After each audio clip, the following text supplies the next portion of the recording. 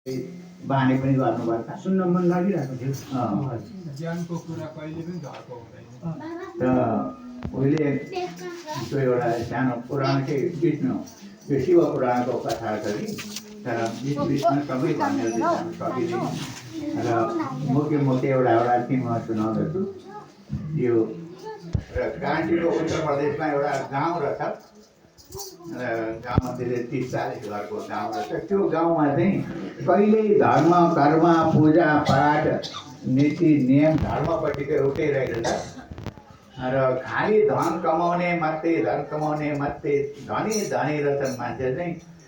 त्यो गाउँ बिग्रिसकेछ। त्यो काशी क्षेत्र चाहिँ किनभने शिवजीको थान रहेछ नि त, र भएको हुनाले नन्दीजीलाई लु गएर यो गाउँको मान्छेको धर्म कर्म के रहेछ यो सबै बिग्रिएका छन्, यिनीहरूलाई धर्मको बाटोमा लगाएर आऊ भनेर नन्दी त्यो गोरुलाई चाहिँ साधुको रूप दिएर शक्तिहरू सबै सम्पूर्ण दिएर त्यो गाउँमा पठाउनु भएछ। र साधुको रूप लिएर गएर एउटा घरमा अन्त बास मागे। बास माग्दाखेरि र बास मागे घरमा गएर बसे पिपलको गाछको मुनि। घरमा बसेनन्। त्यो घरको मान्छेलाई शङ्का भयो, गएर सोध्यो त्यो साधुलाई, किन हाम्रा घरमा चाहिँ बस्नु भएन अनि रुख फेर्न आउनुभयो? तपाईँहरूको घर त मैले यो मठानको घरको जस्तो देखेँ, यो मनुष्य बस्ने घर होइन, यो तिमीहरूको घरमा बस्नु भएन, यो रुख फेर्न पर्नु नै मलाई उत्ताउँछ भने त्यो साधुले। अनि ती मान्छे छक्क परे, के कारणले यस्तो भयो त हामी? त्यो कारण एउटा तिमीहरूको ठुलो छ, भोलि मिटिङ राख्नुपर्छ, यहाँ कति छन् बस्तीहरू सबै भेला पारेर यो र मेरा वरिपरि ल्याउँछ, म एउटा मिटिङ गर्छु यहाँ भनेर साधुले भन्दा सबै खबर गरे। मान्छे जम्मै आएर जम्मै बसेको। त्यहाँदेखि तिमीहरूले अब यो धर्म कर्म के गरेका छौ भन्दा केही पनि छैन, त धनी मात्रै कमाउँछौ, पैसै पुग्दैन धर्म गर्नु, के गर्नु भनेर भनेछन्। भन्दाखेरि त्यसो भनेदेखि तिमीहरूका यो गाउँमा मरेका वरेका यस्तावस्ती भूत प्रेत प्रेतान्तहरूले दुःख दिएको छैन? खोइ दुःख दिएको हो कि के हो? गाई हुँदा खुन आउँछ, रुखमा चढ्दा मान्छे रुख हल्लाएर लडाएर मारिदिन्छ, खोलो तर्दै जाँदा पनि घसेटेर खोलामा हालिदिन्छ, पुलमा हिँड्दा पनि पुल हल्लाएर लडाइदिन्छ। यो के हो क्या हो? यो चाहिँ अचम्म हो भनेछन् सबैले। ती सबै प्रेत जाएका छन् त्यो गाउँमा जम्मै नै। अनि गाई बाछा फ्याँक्ने सबै बाख्राहरू घोडाहरू भैँसीहरू त्यसरी गर्भ नाश गरिदिने, दुहुँदाखेरि खुन आउने, यस्तो त्यो प्रेतले गाउँ छ्याप्पै छोपेको रहेछ। अन्त तिनीहरूलाई थाहा रहेनछ। गर्दाखेरि अनि साथीले भनेछन् यस्तो यस्तो तिमीहरूकोमा रहेछ, यस्तो अब त्यो सबै प्रेतहरू हो, तिनीहरूलाई तार्नुपर्छ। तिमीहरूले एउटा ठुलो यहाँ पुराण लगाउनुपर्छ। हेर तिमीहरू बाँच्छौ र खान्छौ भने, गरी खान्छौ भने एउटा पुराण लगाउनुपर्छ। पुराण त लाउनु खर्चै छैन, कहाँ लाउँछ पुराण? कस्तो पुराण, के हो पुराण भनेर बुढोकै साधुलाई उडाएछन्। लु त्यसैमा लाउँदैनौ भने तिमीहरूलाई दुःख दिने चाहिँ म बोलाउँछु, ल यहाँ सुन हेर है तिमीहरूले भनेर त्यो दिव्य दृष्टि एउटा एकछिनको लागि नन्दजीले दिएछन् सबैलाई। हेर्दा त ए भूत प्रेत, अब नन्दजी त भूत प्रेतका मालिक नै हुन्। मालिक हाम्रा आएका छन्, शिवजीले पठाएका, सबै खुसी भएर हाम्रो उद्धार गर्नुहुन्छ भनेर सबै भूत प्रेतहरू वरिपरि आएर टेम्मै बसेछन्।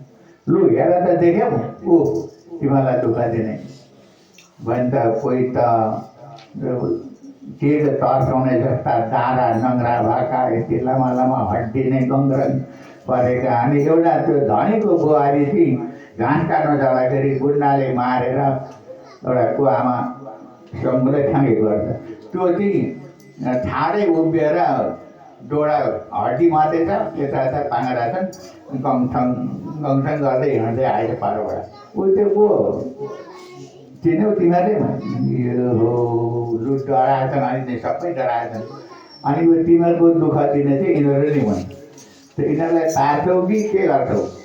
तार्छौ भने एउटा बुद्धि मसँग छ भनेर साउदीले भन्दाखेरि कस्तो बुद्धि छ भन्नुहोस्, पहिला हामी सुन्छौँ र अनि मात्रै भने नि। घमण्डी रहेछन्, अनि भन्दाखेरि एउटा पुराण लगाउनुपर्छ। शिव पुराण लगाए पनि विष्णु पुराण लगाए पनि जस्तो पुराण लगाउँछौ यिनीहरूलाई चाहिँ स्वर्ग पठाउनुपर्छ। यो तिमीहरूलाई गरी खानु दिँदैन यिनीहरूले अब भन्दाखेरि होइन पुराण चाहिँ हामी लाउँदैनौँ पक्का लाउँदैनौँ लाउँदैनौँ। लु 5 लिटर किरासिन ल्याउँछ। अनि किरासिन 5 लिटर मगाएर त्यो किरासिन बोकेर एउटा सलाई बोकेर त्यो पिपलको गाछमा साधु चढेछ है। माथि पुगेपछि अनि मजाले चिच्याएर कराएछ नि त्यो गाउने उचाल्ने गरी साधु लिएर तेल ताउबाट खन्याएको छन्। अब यो गाउँकोमा एउटा मान्छे एउटै राखिदिएर म सबै खान्छु भनेर साधु कालिएछ माथि गएर। अनि बाबा नगरिदेऊ हामी गर्दैनौँ पक्का। शिव त्यो पिपलको गाछ मजाले हल्लाउँदाखेरि त्यो पत्ता टाक्टु भुइँमा जम्मै झरेछ। अनि साधुको यत्रो शक्ति रहेछ। अब के गर्नु हामीलाई सबैलाई मारिदिने अरे खाने अरे अब यिनीहरूले। हामी मान्छौँ बाबा मान्छौँ जे भन्छौँ हामी मान्छौँ हामीलाई बचाइदेऊ भन्दाखेरि पक्का हो भन्दा हो।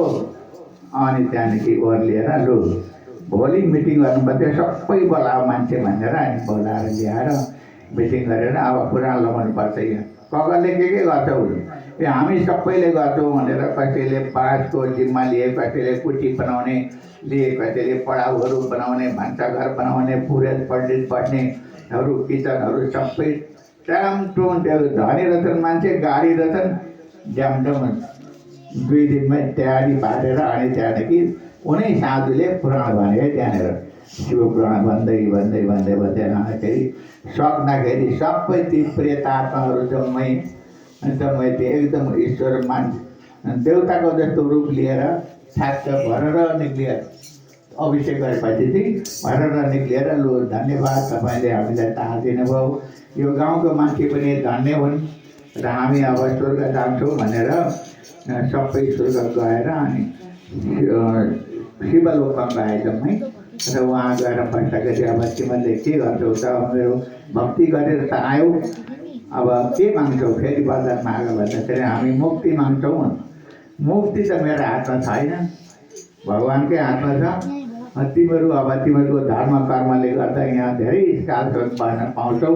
त्यहाँदेखि यो तिमीहरूको धर्म सकेपछि फेरि जन्मिएर र विष्णुको भक्त हुनुपर्छ र मात्रै मुक्ति हुन्छ तिमीहरू भनेर भगवान्ले भन्दाखेरि हुन्छ भनेर ती प्रेतहरू स्वर्गमा बसेका थिए भन्ने त्यो अलिकति कथा शिव पुराण अलिकति टिका हेरेको थिएँ र आधा छोडेर आधी अलिअलि गरेर भनेर यतिपट्टि याद थियो र मैले हजुरहरूलाई सुनाएँ। अब यसमा तपाईँले कस्तो ज्ञान अलिकति त मनमा केही पर्छ कि पर्यो लु भन्नुहोस् त के कुन कुरा चाहिँ पर्यो त? मेरो बुझाइ अनुसारले हजुर धन सम्पत्ति मात्रै नकमाएर पनि हजुर धर्म पनि गर्नुपर्ने रहेछ भन्ने कुरा उहाँले गएको कुरा बुझ्नुभयो। सबै कुरो यही होला नि त धर्म कर्म जस्तो हामी किनभने नि हामी अब 84 लाख जोडी घुमेर आयौँ कि नसिधै आयौँ कसलाई थाहा छ होइन। अब छिडे पुण्य मर्तु योगम विशन्ति गीतामा लेखेको छ। पुण्य ठाउँ चाहिँ स्वर्गमा भने स्वर्ग त इन्द्रलोक त हो नि के पानी पार्ने ठाउँ। त्यहाँदेखि उँभो जाने चाहिँ हामीले कर्मै गरेको छैन नि त। र स्वर्गमा गएर यहाँको धर्म कति छ त्यति भोगेपछि त कि 84मा जानुपर्छ कि यहाँ आउनुपर्छ र हो त्यो बुझ्नु होला त्यो बुझ्नु भएको छ उहाँले त।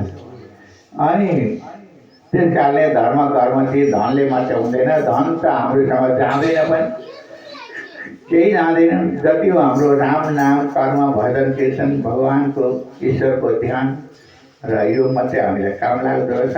त्यही मात्रै र गरिरहनु पनि अब काम पनि त गर्नु पऱ्यो। तर काम गरेर भए पनि 1 घन्टा 2 घन्टा चाहिँ भगवान्को सेवा गरिरहनुपर्छ हामीले।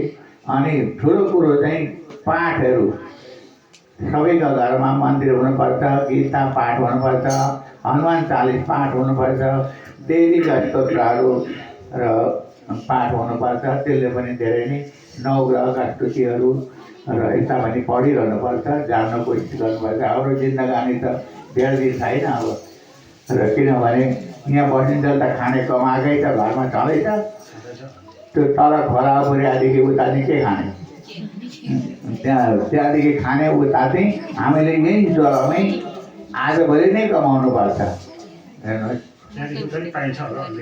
यहाँ गरेको छ भने त पाइन्छ नभए के पाइन्छ अब भनेको छ नि त कथामा गरुडमा खाने भोग लागेको छ त लागेछ अनि माटो पच्याउँथ्यो नि त देवना जोतुले यो यो चाहिँ हाम्रो उहाँले बुझ्नु भएको हजुर हजुर गएर बुझ्नु भएछ राम्रो कुरो हो यो चाहिँ लु मेरो यति नैमा अब विश्राम गर्छु ल भजन के छ श्रीमन्नारायण भगवानको